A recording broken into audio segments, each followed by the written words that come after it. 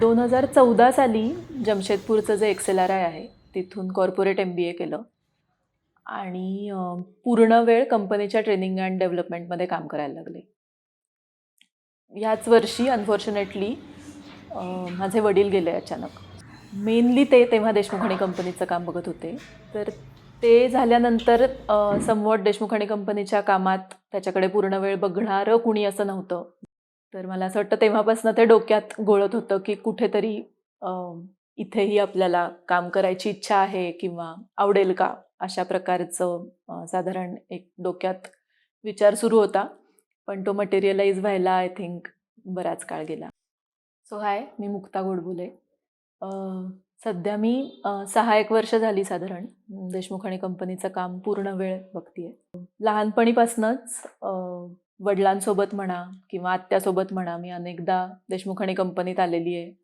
लहानपणीपासून लेखकांशी बाबांच्या सुरू असलेल्या चर्चा ऐकलेल्या आहेत. लेखक बऱ्याचदा घरी यायचे, राहायला यायचे. त्याच्यामुळे तशी एक्सपोजर म्हणा किंवा तशी कामाची तोंडओळख म्हणा अशी लहानपणीपासून होती आणि फॅसिनेटिंग वाटायचं खूप इथे यायला ऑनेस्टली, कारण ही अशी जुनी बिल्डिंग आणि तेव्हा अक्का मावशी इथेच राहायची. सो ती 97 साली गेली. तोवर मला तशा विविड मेमरीज या जागेच्याही आहेत आणि अक्का मावशीच्याही आहेत अर्थातच. देशमुख आणि कंपनीची सुरुवात 1938 साली झाली खरं म्हणजे. राजा देशमुखांचा जन्म 1917 सालचा आहे साधारण. तर if you really go to see, 21 वर्षाचे असताना त्यांनी स्वतःची प्रकाशन व्यवस्था सुरू करून पहिलं पुस्तक प्रकाशित केलं. मग खांडेकरांची अनेक पुस्तकं आली, रणजित देसाईंची आली, पुलंची तर आलीच. आणि अनेक लोकांसोबत त्यांनी त्याच्यानंतर व्यवहार केले आणि खूप सक्सेसफुली प्रकाशनाकडे व्यवसाय म्हणून देखील पाहिलं आणि ते करत असताना त्याची बांधिलकी पण जपली. तर हे दोन्ही सांभाळून करणं आणि सचोटीनी करत राहणं हे मला खूप कौतुकास्पद वाटतं. आणि त्या काळातल्या जर मी आवृत्त्या पाहिल्या पुस्तकांच्या तर 3000, 5000 अशी संख्या लिहिलेली दिसते पहिल्या पानांवर.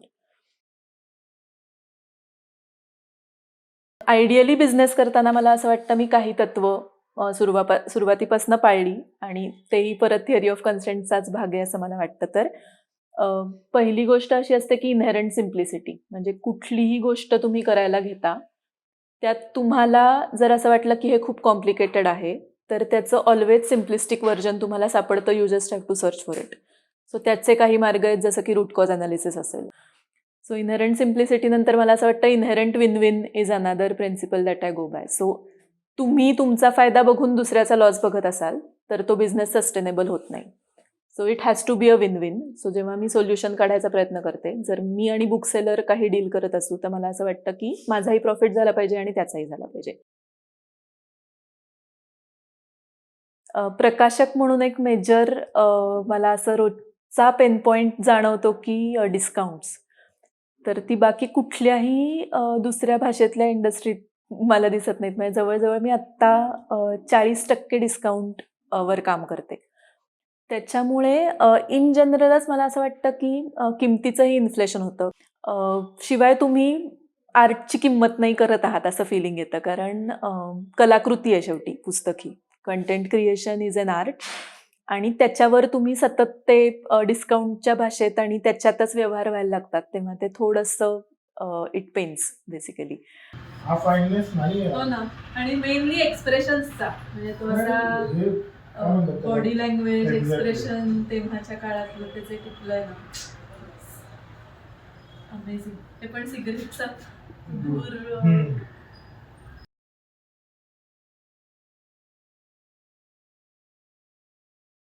पुस्तक काढावंसं वाटणं आणि काढणं हे त्या मानाने आता सोपं झालेलं आहे. पण मला असं मेनली काय वाटतं, व्हॉट इज मिसिंग इज सगळेच जण म्हणतात की त्याच्यावरचं संपादन आणि ते संपादन करून घ्यायचं असण्याची लेखकाची तयारी. तर ह्या 2 गोष्टी मला वाटतं आत्ता बरेच प्रकाशक फेस करतायत, कारण आपण केलेलं कामच छान आहे आणि ह्याच्यात काही बदल करायची गरज नाही असं एक थोडंसं विचारसरणी रूढ होताना दिसतेय असं वाटतंय. फॉर्च्युनेटली वाचनाची आवड खूप लहानपणापासून होती आणि तेव्हा मला असं वाटतं मी जास्त नॉन फिक्शन वाचण्याकडे माझा भर होता. पण आता गेली काही वर्ष मोस्टली मी मराठी लेखक तर वाचतेच आहे आणि कंपनीशी रिलेटेड तर अर्थात वाचन होतं. पण मला असं वाटतं काफका, अ, कॅम्यू, सार्त्र हे बऱ्यापैकी वाचन झालं. तर ते खूप मोठी नावं आहेत आणि ऑब्व्हियसली खूप लिखाण आहे आणि त्यातलं प्रोबॅबली 1% मला समजलं असेल कदाचित. पण म्हणजे पॉझिटिव्हली किंवा negatively the way you look at it. पण असं लक्षात येतं की म्हणजे स्पेशली काफका वाचताना की तो मिनिंगलेसनेस ऑफ लाईफ खूप हायलाईट करत जातो. तर फायनली मला असं वाटतं की कुठलंही काम करताना किंवा ओव्हरऑल आयुष्याकडे बघताना असं लक्षात येतं की खूप सिरियसली घेऊ नये स्वतःला, जे मी आधी खूप प्रोबेबली करायचे आणि प्रत्येक गोष्टीला अवाजवी महत्त्व मे बी दिलं जायचं. तर सॉर्ट ऑफ असं लक्षात येत गेलंय की आपण आपल्याला हवंय ते, आपल्याला आवडतंय म्हणून आणि आपल्याला जमतंय तेवढं, एवढंच करू शकणार आहोत. पण त्याच्यातनं मला आनंद मिळतोय का, हा मी पहिला प्रश्न विचारते. आणि हे करत असताना ओपननेसही राहतोय. म्हणजे असं नाही वाटत आहे की हेच सत्य आहे आणि आता मी हेच करणार आहे. तर तेही फायनली बदलू शकतो. आजचा पर्स्पेक्टिव्ह उद्या नसला तर इट्स फाईन. तर हे जे बदलाकडे बघण्याचाही एक दृष्टिकोन आहे, तो पण हळू-हळू डेव्हलप होतोय असं आणि तो खूप छान आहे. म्हणजे त्यातनं मला स्वतःलाही खूप आनंद मिळतोय आणि obviously I think it's helping me become a better person. तर this is all thanks to probably the choices I have been making आणि I am happy with it definitely.